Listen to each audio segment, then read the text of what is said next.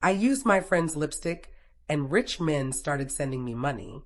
My name is Esther, and what I'm about to tell you will shake you to your very core.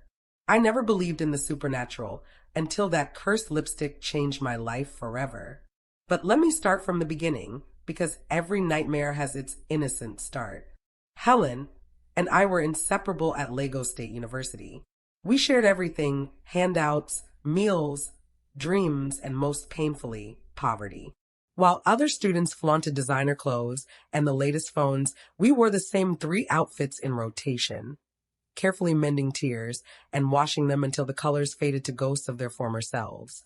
Our parents back at home could barely afford our school fees, let alone pocket money for luxuries.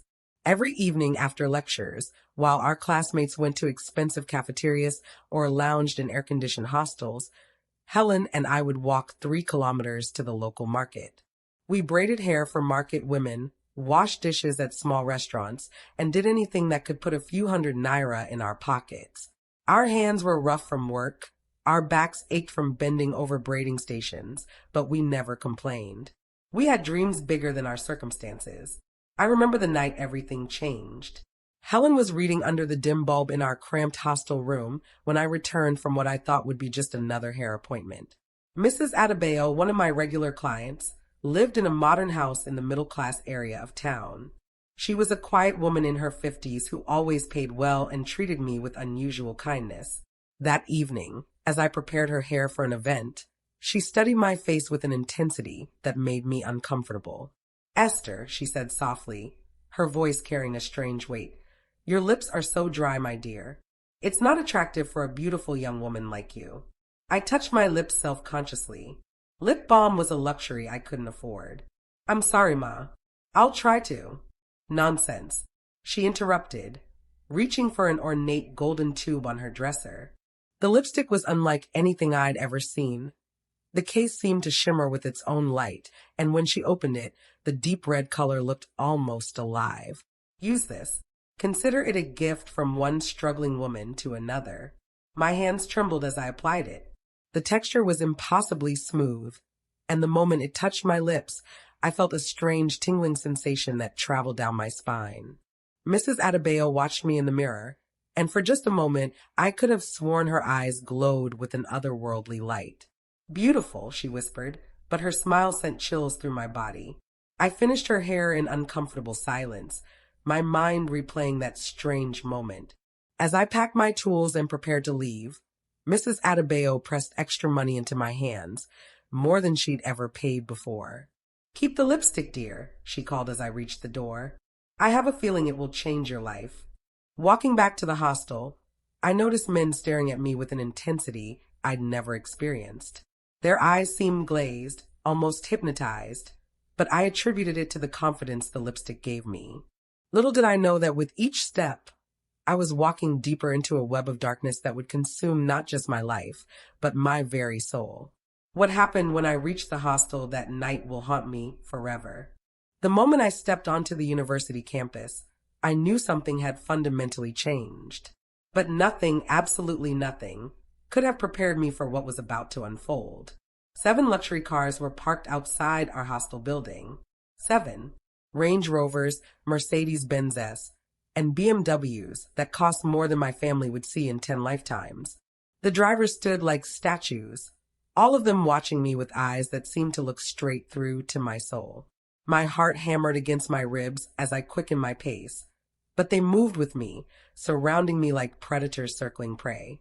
"Excuse me, beautiful." The first man's voice was smooth as silk, but something in his tone made my skin crawl. He was immaculately dressed, gold watch glinting in the evening light, but his eyes were wrong. Too bright, too hungry. "I need your phone number." Before I could respond, another man stepped forward, then another.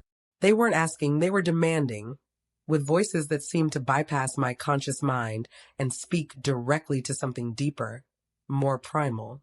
I found myself giving them my number, my account details, information I would never share with strangers, but the words poured out of my mouth like I was under some terrible spell. Each man handed me his business card before driving away in silence. I stood there clutching 7 cards from 7 millionaires, my mind spinning with confusion and terror. What had just happened to me? By the time I climbed the stairs to our room, my phone was buzzing incessantly. Alert after alert from my bank app. 1 million naira. 2 million. 3 million. The numbers kept climbing until my hands shook so violently I could barely hold the phone. Helen looked up from her textbook, and her eyes widened when she saw my face. Esther, you look like you've seen a ghost. What happened? I collapsed onto my bed, the bank alert still flooding my phone. Helen, something impossible just happened. These men, they just gave me money. Millions of naira. I don't understand. Stop joking. Helen's voice was sharp with disbelief, but when I showed her my phone, her face went pale. Esther, this is over 5 million naira. What did you do? Who are these men?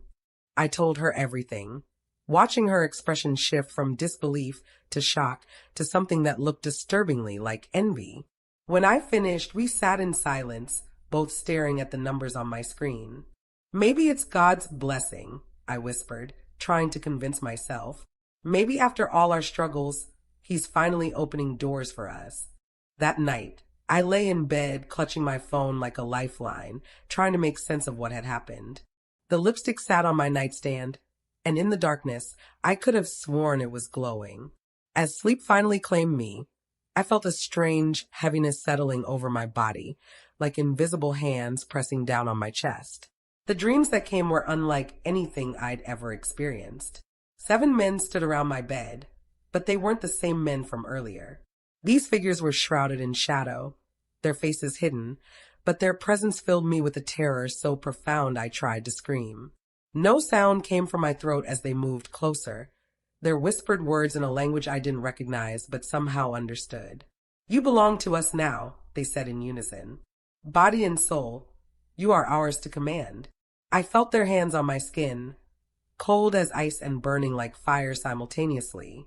They took from me something I didn't even know I possessed, leaving me empty and hollow. Through it all, I couldn't move, couldn't fight, couldn't even close my eyes. I woke up screaming. Helen rushed to my side, shaking me gently. Esther, Esther, wake up. You're having a nightmare. But as I sat up, gasping for air, I realized it wasn't sweat covering my body. It was something else entirely. My skin felt different, marked somehow, and when I looked in the mirror, my reflection seemed to shimmer with the same otherworldly light I'd seen in Mrs. Adebayo's eyes. My phone buzzed. Another bank alert. 5 million naira. Helen stared at the notification, then at my terrified face, and I saw the exact moment she realized that whatever was happening to me was far beyond anything we understood. Esther, she whispered, her voice trembling, what have you gotten yourself into? The answer to that question would shatter both our worlds. But first, I had to discover the horrifying truth about Mrs. Adebayo's lipstick. The phone call came at exactly 3 a.m. I knew it would be Mrs. Adebayo before I even looked at the screen. Somehow, I could feel her presence reaching through the darkness, calling to me like a spider summoning its prey. Hello, my dear Esther. Her voice was different now, layered with something ancient and terrible. I trust you're beginning to understand the gift I've given you. My mouth was dry as sandpaper. Mrs. Adebayo, something's wrong with me. These men, this money, I'm having dreams. Dreams? She laughed, and the sound made my blood freeze. Oh, my sweet child, those aren't dreams. Come to my house tomorrow evening. It's time you learned the truth about your new life. The line went dead, but her laughter echoed in my mind for hours. The next day crawled by like a wounded animal. Helen watched me with growing concern as I jumped at every sound, flinched at every notification on my phone. The money kept coming, deposits from accounts I'd never heard of, amounts that made my head spin. By afternoon, I had over 20 million naira in my account. But instead of joy, I felt only a growing dread that something was feeding on my soul. That evening, I stood outside Mrs. Adebayo's house with trembling hands. The building looked different somehow, larger, more imposing, with shadows that seemed to move independently of their sources. When she opened the door, I barely recognized her. Gone was the modest woman who had asked me to braid her hair. In her place stood someone who radiated power and danger, dressed in expensive fabrics that seemed to shift and change color in the light. "Welcome, my dear," she said, leading me into a living room that was far more luxurious than I remembered. Ancient artifacts lined the walls, and candles flickered with flames that burned too bright and cast shadows that defied physics. "Please sit. We have much to discuss." I perched on the edge of an ornate chair, every instinct screaming at me to run. "Mrs. Adebayo, I want to return the lipstick. Whatever's happening to me, I want it to stop." Her laughter filled the room like poison. "Return it? Oh, child, you still don't understand. That lipstick isn't just makeup. It's a binding contract written in blood and signed with your soul. The moment you applied it, you became part of something much larger and older than you can comprehend." "What are you talking about?" My voice came out as a whisper. She leaned forward, and in the candlelight, her face seemed to shift and change, revealing glimpses of something inhuman beneath the surface. "I am what you might call a recruiter, dear Esther. For centuries, our sisterhood has existed in the shadows, providing services to the most powerful men in Africa. We are the Midnight Rose Society, and we control more wealth and influence than governments." My heart pounded, so hard I thought it might burst. "What kind of services?" "The kind that transcends the physical realm." Her eyes gleamed with malevolent satisfaction. "Our clients don't just want ordinary women, Esther. They want vessels, beings who can serve them in both the material world and the spiritual realm. The lipstick you use contains the essence of ancient rituals, binding spells that connect you to our network of clients across dimensions." I tried to stand, but my legs wouldn't obey me. "No, this is impossible. You're talking about witchcraft, call it what you will." She waved dismissively. "The results speak for themselves. Those men who gave you money, they've already claimed you in the spiritual realm. Every night, they visit you in dreams that are more real than this conversation. They use your essence, your life force, and in return, they pay handsomely for the privilege." The room spun around me as the horrifying truth sank in. "You mean I'm selling my soul?" "You already have, dear." Mrs. Adebayo's smile was cold as winter. "The contract was sealed the moment you applied that lipstick. There is no backing out, no returning to your old life. You are bound to serve until your body and spirit are completely consumed." I found my voice and screamed. I didn't agree to this. I didn't know. Ignorance is no defense in our world. She stood and walked to an ornate cabinet, retrieving a golden box that seemed to pulse with its own heartbeat. "But I'm not heartless, Esther. I was once like you, poor, desperate, naive. I know the terror you're feeling. So let me offer you a choice." She opened the box, revealing dozens of lipstick tubes identical to the one I'd used. "You can suffer alone, growing weaker with each spiritual encounter until you waste away into nothing. Or you can embrace your new reality and join our sisterhood. Recruit others, share the burden, and claim your place among the most powerful women in Africa." Never. The word came out stronger than I felt. I would never do this to another person. Mrs. Adebayo's expression hardened. "We shall see, my dear. We shall see. Take this anyway." She pressed the golden box into my hands, and I felt my fingers close around it against my will. When the loneliness becomes unbearable, when you watch your life force draining away night after night with no one to share your burden, you'll remember this conversation. As I stumbled toward the door, she called after me. "Oh, and Esther, your friend Helen has been asking many questions about your sudden wealth. Be careful what you tell her. The sisterhood doesn't appreciate loose tongues." I ran into the night, the golden box clutched against my chest like a curse, Mrs. Adebayo's laughter chasing me through the darkness like a pack of wolves. Back at the hostel, Helen was waiting with questions that would force me to make the most terrible decision of my life. When I returned from Mrs. Adebayo's house that night, my hands were still shaking from the weight of that golden box she had forced upon me. The woman's final words echoed in my mind like a death sentence. "Your friend Helen has been asking many questions about your sudden wealth. Be careful what you tell her." I climbed the stairs to our hostel room with heavy steps, each one feeling like I was walking deeper into quicksand. When I opened the door, Helen was sitting on her bed, reading under our dim bulb. But I could see the tension in her shoulders, the way she gripped her book too tightly. "Esther," she said without looking up, "we need to talk." Over the next few days, Helen's jealousy became a living thing between us, poisonous and growing stronger with each passing hour.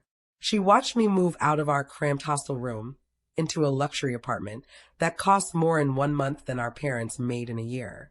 She saw me buy a car, a beautiful silver Honda that gleamed in the sunlight like a promise of everything she'd never had. How is this possible? Helen asked one evening as she visited my new apartment. Her eyes moved over the expensive furniture, the designer clothes hanging in my closet, the latest iPhone charging on my marble countertop. Esther, we've been friends since childhood. We shared everything, our dreams, our fears, our last cup of Gary when we had nothing else to eat. So why won't you share this with me? I could see the pain in her eyes, the way her voice cracked when she spoke. Helen was beautiful too, perhaps even more beautiful than me, with smooth dark skin and eyes that sparkled when she laughed. But while rich men now fought over my attention, parking their luxury cars outside my building and sending millions to my account, Helen remained invisible to them. They looked right through her as if she didn't exist. Helen, please understand, I begged, reaching for her hands. This isn't God's blessing like I told you before. This is something dark, something terrible. These men who give me money, they're taking something from me in return. Every night I have dreams. Dreams of what? Helen's voice was sharp with desperation. Dreams of luxury? Dreams of never worrying about school fees or where your next meal will come from. Esther, I'm 22 years old, and I've never even had a boyfriend. My parents are talking about pulling me out of school because they can't afford it anymore. While you're living like a princess, I'm still counting coins to buy pure water. The worst part was watching Helen's self-worth crumble day by day. When we went out together, men would surround me like I was made of gold, slipping their cards into my hands, whispering sweet promises in my ears. But Helen might as well have been invisible. I could see how it destroyed her, watching friendship after friendship become one-sided as my wealth created a chasm between us. At night, when Helen thought I was asleep, I could hear her crying. Soft, heartbroken sobs that cut through my soul deeper than any spiritual attack. She would whisper prayers, begging God to show her the way, to give her just one opportunity to change her life. There has to be something, she said one afternoon, her voice thick with unshed tears. Some ritual, some spiritual work, some connection you made. Rich men don't just start throwing money at university girls for no reason. Is there someone helping you spiritually? A native doctor? A pastor with special powers? Helen was asking all the right questions, getting closer to the truth with each conversation. And every night, as those shadow men visited me in dreams that felt more real than waking life, I grew weaker and more hollow. My skin began to take on an otherworldly glow. But underneath, I could feel myself fading away like a photograph left too long in the sun. The money kept coming. My account now held almost 100 million naira, but I knew it was blood money, soul money, and each deposit made me feel more trapped. Helen saw only the numbers, only the freedom those millions represented. Just tell me the truth, Esther, she pleaded during one of her visits. Her eyes were red from crying, her clothes worn thin from too many washes. Whatever you did, whoever you contacted, I'll do the same thing. I'll pay the same price. We can be in this together like we always promised we would be. I wanted to tell her. God knows I wanted to share this burden with someone who would understand. But Mrs. Adebayo's warning haunted me. The sisterhood doesn't appreciate loose tongues. What would they do to Helen if they thought she knew too much? What would they do to both of us? Instead, I gave her money, 1 million of naira at a time, hoping it would satisfy her curiosity and keep her safe from the truth. It's God's grace, Helen. I promise you, when I figure out how to help you get the same blessings, I will. But Helen wasn't stupid. She knew I was lying, and the money I gave her felt like charity, like pity. It made her feel smaller instead of grateful. Then came the night that changed everything. Helen appeared at my apartment with a bright smile that didn't quite reach her eyes. Esther, there's a party tonight at Chief Adebayo's house. You remember that big mansion near the university. All the wealthy students will be there. Let's go together like old times. Something about her enthusiasm felt forced, but I was so tired of fighting this battle alone. so desperate for one night of normalcy with my best friend that I agreed. As we prepared to leave, Helen stood in front of my bathroom mirror, carefully applying makeup. I was in the bedroom, putting on my jewelry, when I heard her voice from the bathroom. "My lips look so dry," she said casually. "I forgot to buy lip gloss. Do you have any?" I was already heading toward the door, checking my purse for my keys, when I heard the sound that made my blood freeze. The distinctive click of a lipstick tube being opened. "Helen, wait." I rushed back toward the bathroom, but it was too late. She was standing there, applying deep red color to her lips with the same lipstick I recognized with absolute horror. One of the tubes from Mrs. Adebayo's golden box. A box I thought I had hidden safely in my dresser drawer. "Helen, no. Wipe that off right now." I lunged toward her, but she stepped back, smiling at her reflection in the mirror. "It's too late, Esther," she said, and I could already see that otherworldly shimmer beginning to glow in her eyes. "I've been searching through your things for days.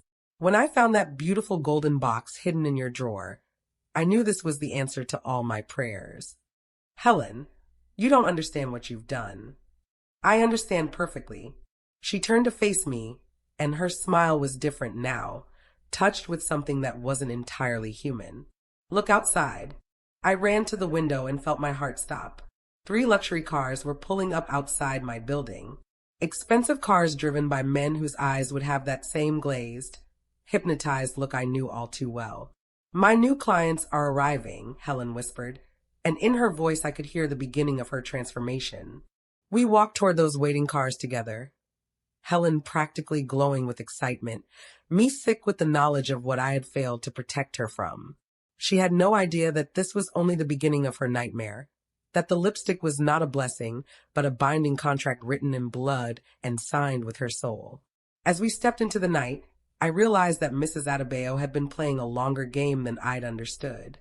She hadn't just wanted to recruit me. She had wanted both of us, best friends bound together by love and trust, because that made the magic so much stronger. And now Helen was walking willingly into the same trap that was slowly killing me. One dream, one spiritual encounter, one blood money deposit at a time. If you want to know what happened when we reached that party and how Helen's first night in the sisterhood changed both our lives forever, subscribe, share, like this video, and comment part 2 in the comment section. Thank you for watching.